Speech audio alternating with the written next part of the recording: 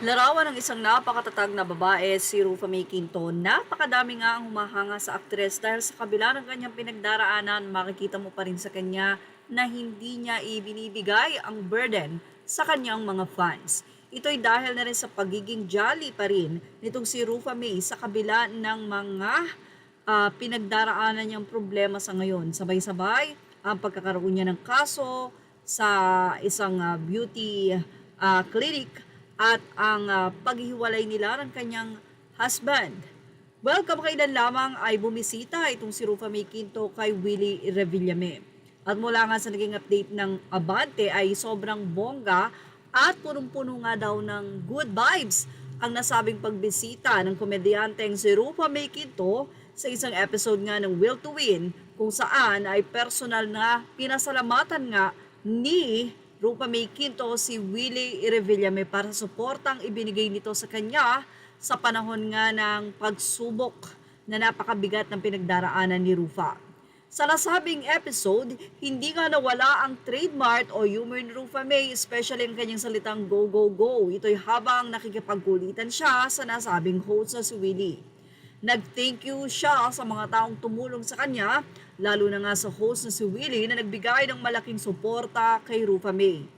Say ni Rupa, hindi naman po ako nakatulong dahil meron po akong bail. So ngayon, bill na lang. Okay na yon, positivity na lang ang importante, binigyan niya ako ng cash pang simula muli. Sabi pa ni Rufa, nagbahagi rin si Rufa May ng nakakatuwang kwento kung paano siya natulungan ni Willie. Nagkataong umano na nagkasabay sila sa isang restaurant at walang pag-aalinlangan siyang inalok nito ng tulong. Hindi, seryoso to, pwede bang sabihin? Baka naman may mangutang sa akin. Hindi, binigyan niya po ako ng 1 million pesos. Yan ang naging kwento ni Rufa May Quinto. Habang siya ay tuwang-tuwa, sobrang halong tuwa at halos maiyak siya sa ginawang ito ni Willie Revillame. Dagdag pa niya, sabi niya, o sige, bibigyan kita ng 1 million pesos ngayon. Sabi ko naman, bukas na lang, pag-iisipin ko muna, baka nagugulat ka lang. Dahil nga raw ito sa awa ni Willie sa lahat ng pinagdaraan ni Rufa kamakailan lamang. Sa Instagram, nagbahagi rin si Rufa May ng litrato nilang magkasama ni Willie na may caption of "Thanks for making me happy, Willie, and for the help, hooray!" Matatandaan kamakailan lamang ay sumuko si Rufa May upang harapin ang mga kasong isinampalaban sa kanya, ngunit sa kabila nito, masaya niyang ipinakita na nasa mabuting kalagayan naman siya at kanyang ipinaalala sa lahat na patuloy ang kanyang pagiging positibo.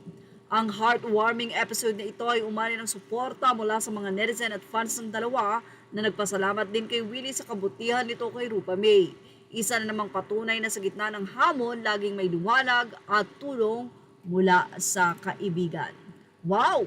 At yan ang ating showbiz snap update. Thank you for watching. Images are all credit to the rightful owners. Please like, share, and subscribe.